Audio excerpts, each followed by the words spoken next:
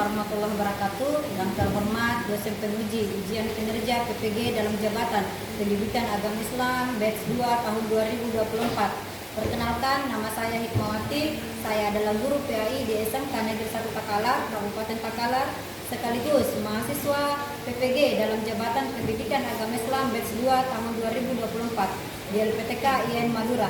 Pada hari ini, Kamis 30 Januari tahun 2025, saya akan melaksanakan kegiatan pembelajaran secara luring di SMK Negeri 1 Takalar dalam rangka uji kinerja PPG dalam jabatan. Semoga bermanfaat dan menambah ilmu kita semua. Sekian, wallahu muwaffiq ila aqwamit thoriq. Assalamualaikum warahmatullahi wabarakatuh.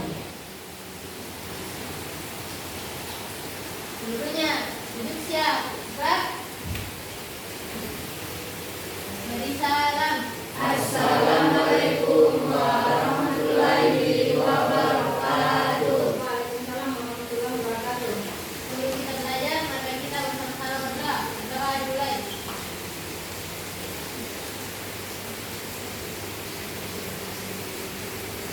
Ini berdoa selesai. Duduk istirahat. Gerak. Siap. Bismillahirrahmanirrahim. Assalamualaikum warahmatullahi wabarakatuh. Waalaikumsalam warahmatullahi wabarakatuh. Ya, bagaimana kabarnya hari ini? Alhamdulillah. Oke, alhamdulillah sehat. Ada yang sakit? Tidak. Ya, sehat semua. Sudah makan? Tidak. Ya, siap belajar hari ini? Ya. Siapa yang tidak hadir hari ini? Rusdi sama Aidil ya? Ya. Kenapa Rusdi? Tidak ada keterangan. Tidak ada keterangan. Kalau Aidil? Sama Sama, tidak ada keterangan. Ya, baik. Masih ingat materi kita minggu lalu? Masih ya? Tentang Mama dan Mama. tentang Mazmumah dan Mahmudah. Oke.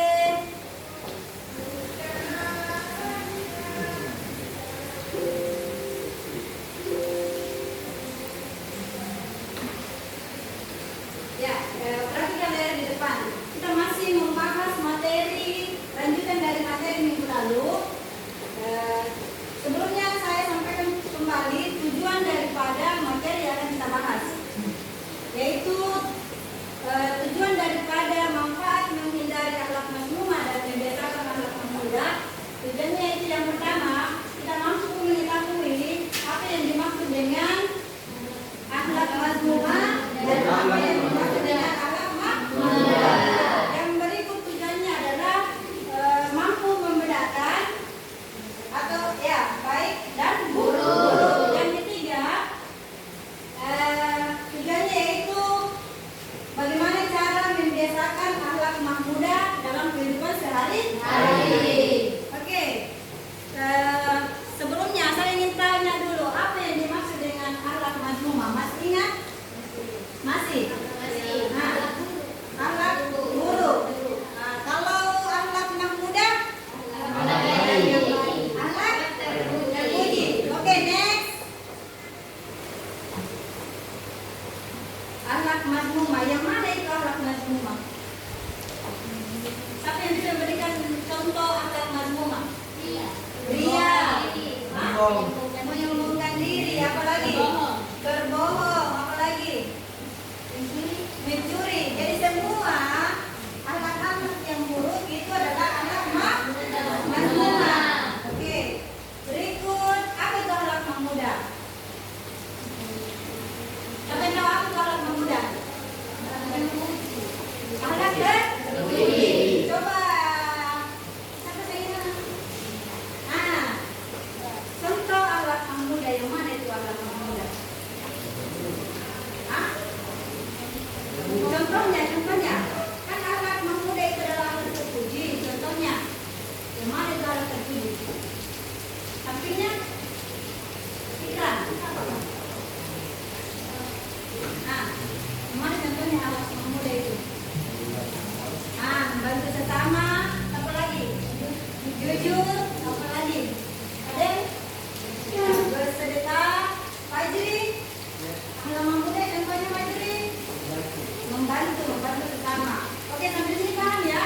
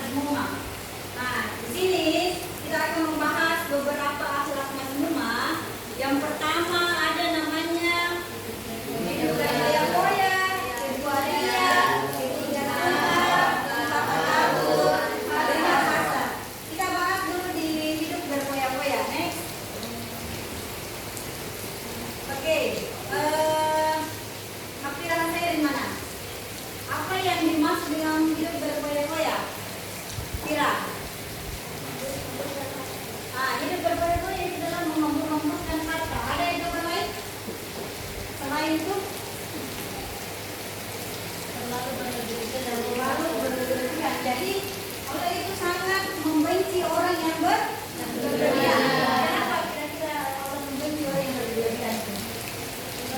Karena mubazir. Yang kedua, tidak berfaedah. Betul. Berikut, kalian kan sudah tahu apa yang dimaksud dengan foya-foya. Nah, di sini dijelaskan di dalam surah Al-Isra, surah ke-17 ayat 26-27. Boleh buka HP-nya. Silahkan cari ayat ini.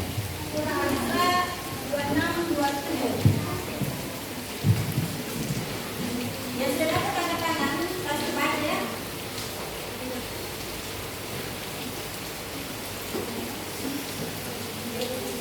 Tidak berubah kamu walusina walusabili walau kecil kecil. Nah, Adel, bahkan yang lain disimak ya.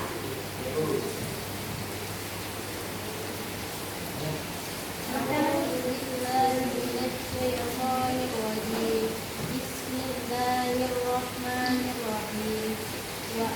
Wa'atidal qurba haqqahu wal miskina wa ibnas sabil wa la tubazzir tabdzira. Innal mubazzirina kanu ikhwanasy syayatin wa kana syaiṭanu li rabbih kafura. Oke. Bismillahirrahmanirrahim.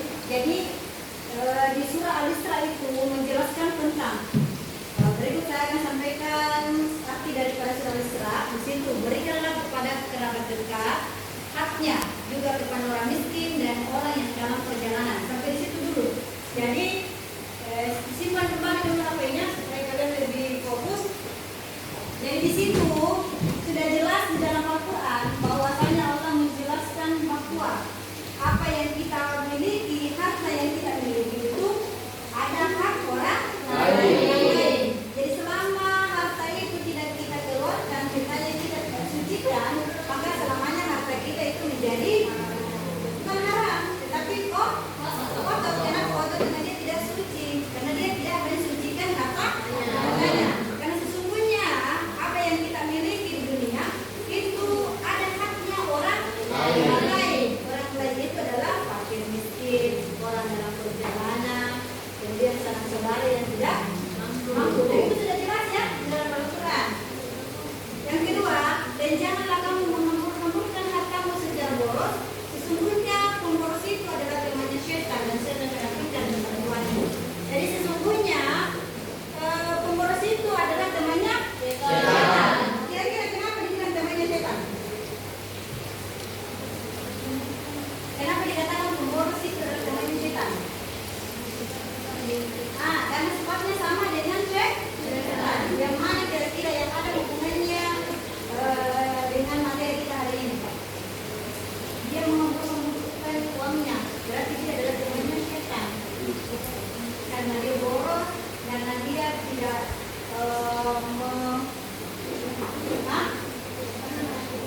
tidak pernah merasa cukup, atau dia tidak sadar bahwasanya apa yang dia miliki itu ada haknya orang lain. Next. Oke. Ada ciri-ciri foya-foya. Ada istilah taksir dengan israf. Oke, boleh dibaca satu orang? Apa itu ya? Taksir yaitu membelanjakan hartanya bukan pada jalan yang benar. Nah, jadi taksir itu adalah yaitu membelanjakan hartanya bukan pada jalan yang benar. Kira-kira yang mana contohnya itu membelanjakan hartanya tidak pada jalan yang benar? Minum hangat. Beli minuman mahal atau terlarang atau yang memabukkan. Apalagi selain minuman? Berjudi. Apalagi kira-kira?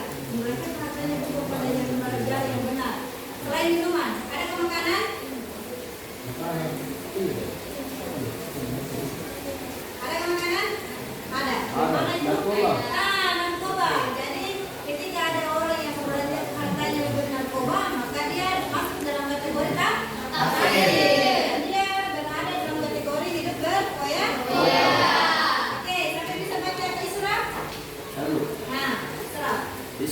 yaitu suatu sikap jiwa yang memperturutkan keinginan yang berlebih semestinya. Israf yaitu suatu sikap jiwa yang memperturutkan keinginannya melebihi semestinya. Tapi bisa berikan contoh ini. Misalnya kalau mau beli HP padahal ada HP-nya masih bisa dipakai, tapi dalam jiwanya mau ikutan aja. Betul. Ketika ada orang yang mau membeli sesuatu padahal dia tahu bahwasanya dia tidak mampu. Padahal dia sudah bisa membedakan yang mana yang harus menjadi kebutuhan, yang mana keinginan. Contoh tadi teman saya yang bilang, misalnya dia sudah punya HP, tapi dia mau beli HP yang jauh lebih bagus lagi. Itu berarti dia masuk ke Islam karena dia memaksakan kehendak. Oke, sampai sini paham? Oke, next.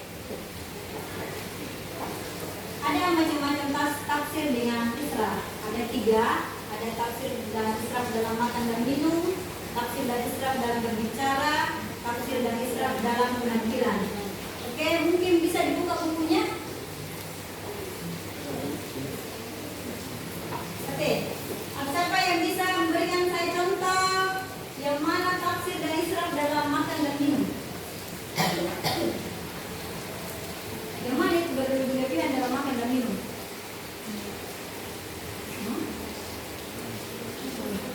Yang lain? Coba beri. Kalau dari makanan dan minuman, kayak misalnya ada seorang membeli makanan, tapi tidak tahu nih dirinya bisa sanggup tidak habisi, tapi beli lebih. Ya, betul. Yang lain paham tidak? Jadi, ketika ada orang yang mengambil makanan yang berlebihan, padahal dia tahu bahwasanya dia tidak mampu menghabiskan itu adalah salah satu contoh tafsir dan israf dalam makan dan minum. Mengambil makanan atau minuman secara berlebihan. Di mana biasa terjadi ini? Di kondangan. Di kondangan atau di pesta. Kan biasa tuh kalau kita di pesta kan mengambil sendiri. Biasanya mengambil banyak, padahal dia tahu kemampuannya. Saya tidak bisa habiskan ini, cuma dia tergiur. Ambil saja yang banyak. Pada akhirnya sebentar tidak habis. Jadinya murah. Tidak mungkin ada yang mau makan hasil dari sisa makanan yang kita sudah makan. Oke, kemudian tafsir dan israf dalam berbicara. Kira-kira yang mana ini?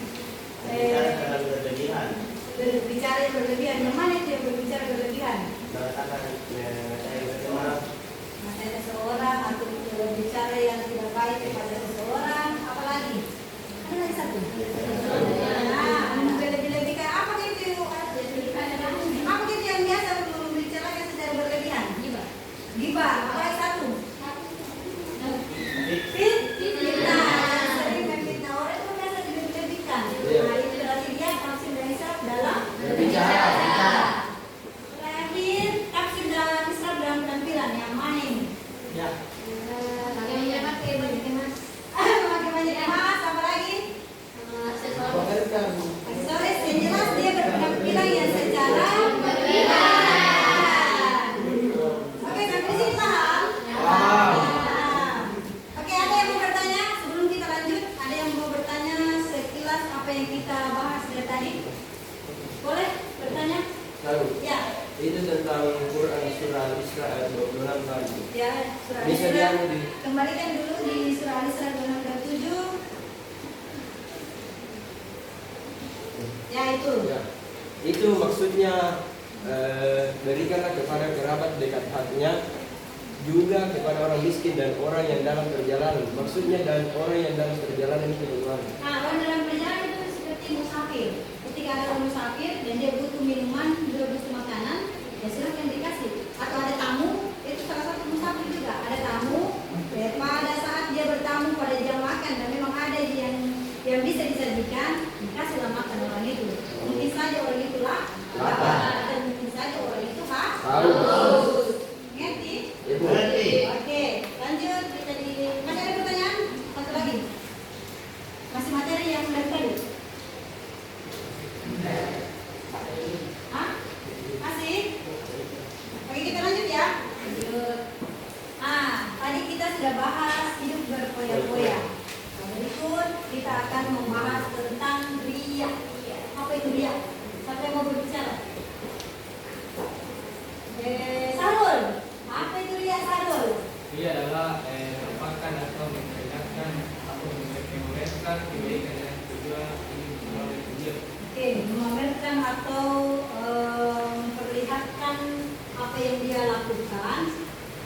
untuk dipuji oleh orang lain. Oke, bagus jawabannya.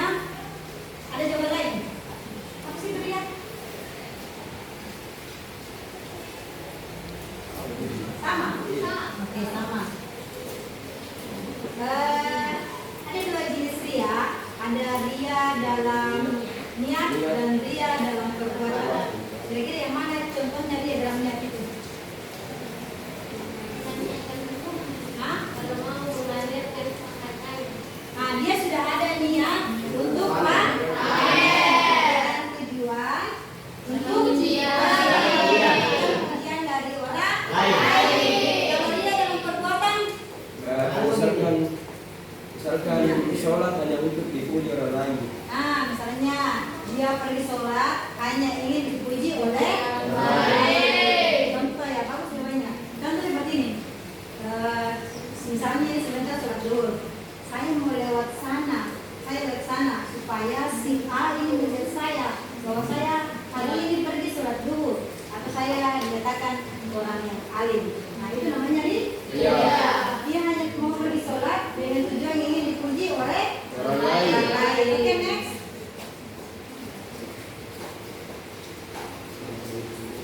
Di ria ada istilah sum'ah. Pernah dengar sum'ah? Belum. Belum atau baru? baru. Baru. Sum'ah itu hampir sama dengan ria. Oke, saya tampilkan kalau kalian baru dengar.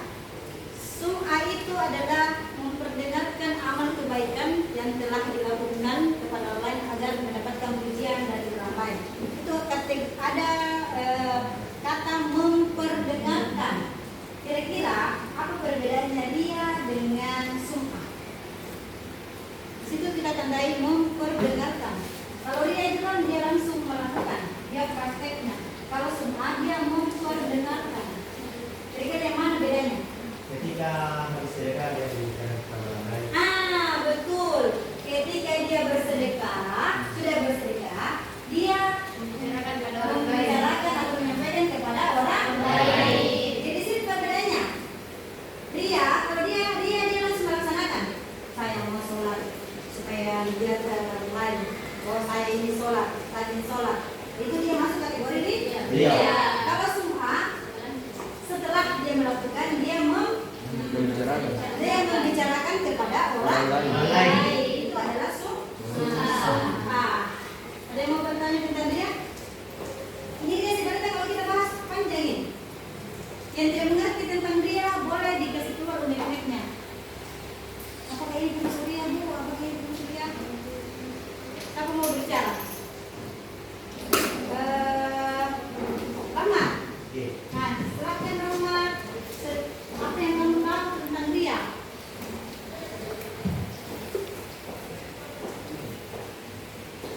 Sepengetahuannya Rahmat, apa sih itu ria?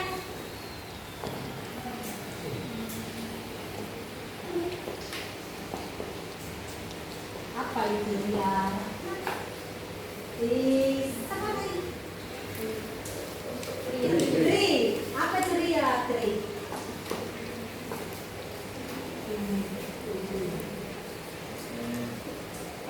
Apa?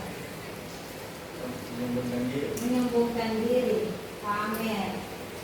Kalau sum'ah, Fajri bisa berikan contoh lain, Fajri? Sum'ah yang memperdengarkan.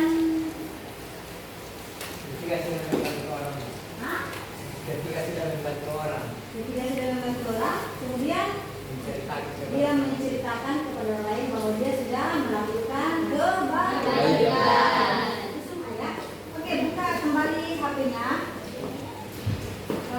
Saya akan menyuruh kalian untuk membuat poster untuk menghindari dia. Saya berikan waktu, boleh kalian pakai capcut atau aplikasi lainnya membuat poster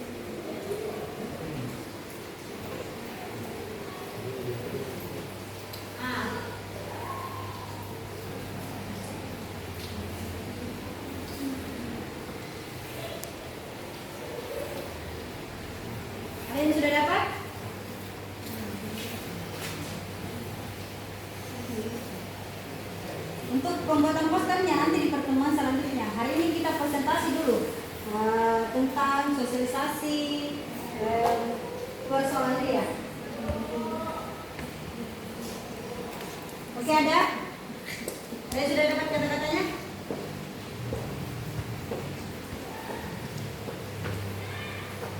Sudah ya? Oke, boleh ada berdiri, silakan presentasikan ada. Atau saya bagi kelompok dulu ya. Saya bagi kelompok dulu. Di sebelah sana, ini kelompok 1, kelompok sini kelompok 2, kelompok sini kelompok 3. Boleh berkelompok dulu. Berkelompok dulu. Mari menghadapkan. Maju, maju. Kemudian ini satu kelompok. Oke, semuanya materinya masih tentang pria ya, semuanya tentang pria. Dan silakan sebentar berargumen, menggunakan pendapatnya masing-masing atau berkelompok tentang apa itu pria. Kelompok berapa dulu? Gabung dulu. Kelompok.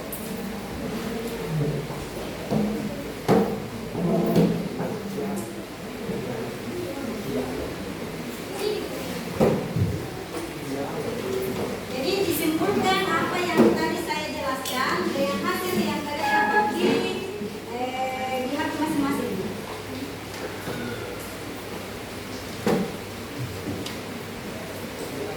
Kelompok 2 sudah.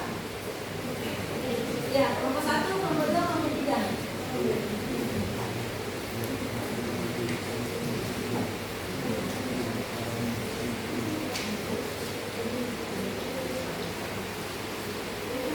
Maksudnya buat satu kesimpulan ya, tentang hasil dari kelompok kalian. Apa itu dia? Maksudnya presentasikan.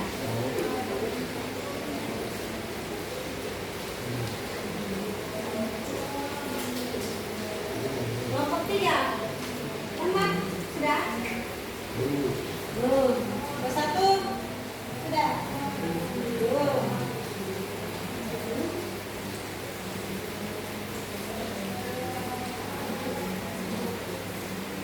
Oke, kelompok 1. Oh, saya tidak sudah.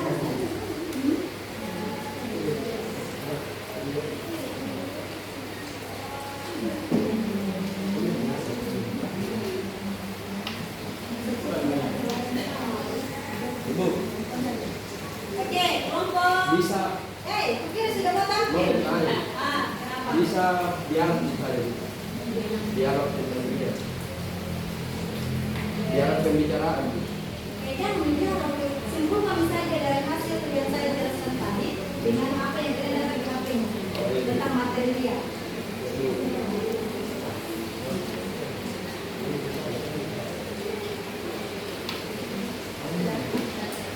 Oke, perhatikan kelompok yang lain.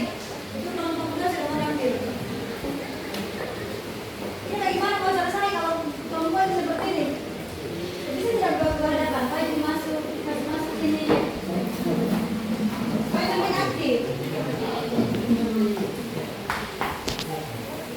Oke. Yang lain silakan disimak dulu apa yang akan disampaikan kelompok 2.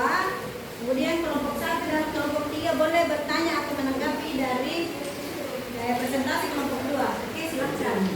Assalamualaikum warahmatullahi wabarakatuh. Waalaikumsalam warahmatullahi wabarakatuh. Perkenalkan, nama saya Vika Oktaviana, perwakilan dari kelompok 2. Di sini saya akan mempresentasikan hasil kerja kelompok kami, yaitu di mana ria adalah perbuatan yang tidak disukai oleh Allah Subhanahu wa taala karena tidak sesuai dengan ajaran Islam dan dapat menghilangkan pahala ibadah. Oleh karena itu, kita harus berusaha untuk menghindari ria dan melakukan perbuatan baik dengan ikhlas dan tulus. Oke. Hasil dari poster yang saya buat dengan berkalimat, janganlah kau melakukan sesuatu kebaikan karena ria, dan janganlah kau meninggalkan sesuatu kebaikan karena malu. Oke, boleh dihapus. Ada yang mau bertanya tentang yang dipresentasikan? Kelompok 3, Tidak juga. kelompok 1. Kalau ada pertanyaan supaya ada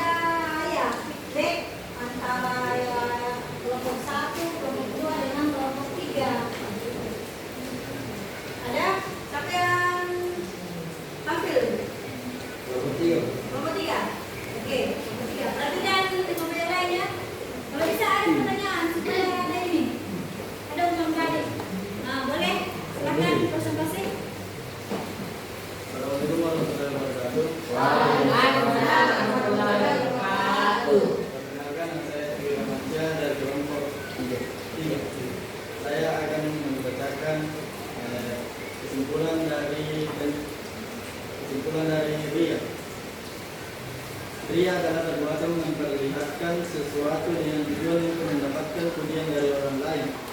Ria merupakan perbuatan tercela dalam Islam dan termasuk dosa syirik. Adapun kesimpulan tentang ria merupakan salah satu penyakit hati yang harus dihindari. Yang kedua, ria dapat merusak amal kebaikan manusia. Yang ketiga, ria dapat merusak hubungan seseorang dengan Allah Subhanahu wa taala. Adapun contoh ria yaitu yang pertama memamerkan tubuh langsing dengan alasan rajin berpuasa. Yang kedua, berhijab panjang hanya untuk dianggap sebagai orang alim. Yang ketiga, melantunkan ayat-ayat Al-Quran dengan suara yang merdu dan fasih di hadapan orang hanya karena ingin dipuji. Itulah tadi kesimpulan yang saya dapatkan dari penjelasan hikmah. Ya, terima kasih. Assalamualaikum warahmatullahi wabarakatuh. Oke, ada pertanyaan? Nah, silakan yang kedua, ada yang pertanyaan. Terima kasih atas kesempatan yang diberikan oleh kami juga. Saya ingin bertanya, bagaimana seseorang bisa yakin bahwa tindakannya benar-benar ikhlas dan bukan disertai niat? Oke, bagaimana caranya supaya kita tahu bahwasannya kita melakukan semua itu secara ikhlas? Boleh berembuk cari jawabannya? Nah, silakan. Ada bisa? Assalamualaikum warahmatullahi wabarakatuh. Waalaikumsalam warahmatullahi wabarakatuh. Bisa diulangi pertanyaannya? Bagaimana caranya menampakkan rasa ikhlas? Bahwasanya kita sudah melakukan semua itu dengan ikhlas.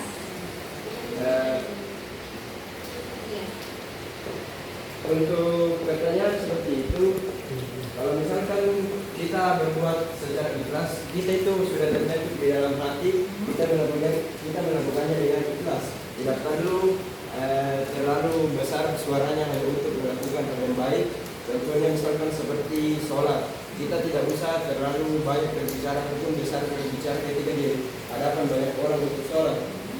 Kita hanya perlu menanamkan rasa ikhlas dalam diri dan juga hati untuk melakukan kegiatan sholat tanpa membicarakan kepada orang lain. Oke, boleh duduk. Ada tanggapan dari Bapak berdua? Sudah. Oke, jadi kita bisa menarik kesimpulan dari pernyataannya kelompok 3 bahwasanya rasa ikhlas itu tertanam dari hati. Bahwasanya kita melakukan perbuatan itu semata-mata karena Allah Subhanahu wa taala. Oke. Next kelompok 3. Saya kelompok 1. Satu mau presentasi.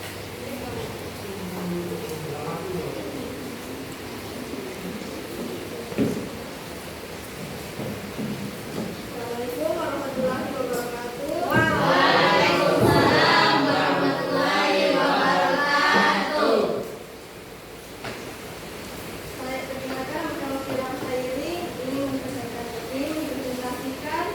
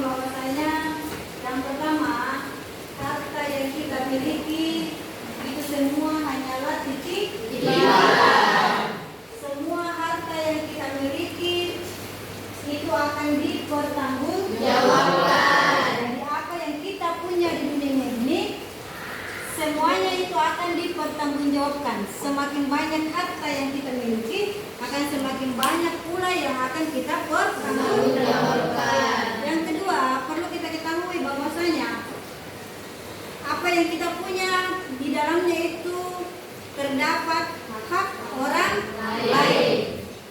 Yang ketiga, perlu kita ketahui bahwasanya Allah sangat membenci yang namanya riya. Kenapa dibenci? Karena dia menyombongkan apa yang dia punya, padahal sesungguhnya manusia tidak ada yang perlu kita sombongkan, karena apa yang kita miliki itu semua hanya titipan. Bayangkan, bukan hanya harta ya, apa yang kita punya yang paling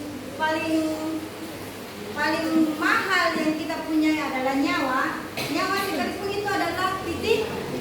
Jangan harta, nyawa pun itu adalah titipan. Jadi mulai dari ujung kepala sampai ujung kaki yang kita punya semua adalah titipan. Contoh, kita punya rambut, ini adalah titipan. Bisa saja ini akan diambil atau akan diubah warnanya. Suatu saat warna hitam rambut kalian atau rambut saya itu akan berubah menjadi warna putih. Nah, selain itu kita punya mata, ini semua titipan. Mungkin hari ini penglihatan kita masih bagus, suatu saat nanti akan rabun atau buram karena semuanya hanya titipan. Contoh lain, kita punya tangan dua. Hari ini tangan kita masih bisa melakukan, masih bisa bergerak. Suatu saat nanti itu akan tidak bisa lagi digerakkan, mungkin karena sakit atau dia sudah tua, seperti itu. Jadi itulah kesimpulan daripada materi kita hari ini. Semoga apa yang kita lakukan pada hari ini bernilai ibadah di sisi Allah Subhanahu wa Ta'ala dan menambah kita punya ilmu. Ada pertanyaan? Siap, tidak. Siap tidak? Sudah mau istirahat? Sudah. Mau istirahat. Oke, kalau begitu minggu depan kita masih materi yang sama, lanjutan dari materi ini, materi dari Mas Muhammad dan Mama Muda dengan topik yang berbeda. Hari ini kita hanya bahas poya-poya, ria dan suma. Minggu depan kita akan membahas tentang takabur. Ya, masih ada materi tentang Mas Muhammad dan Mama Muda. Saya cukup hari ini. Semoga hari ini sampai kadang pulang ke saya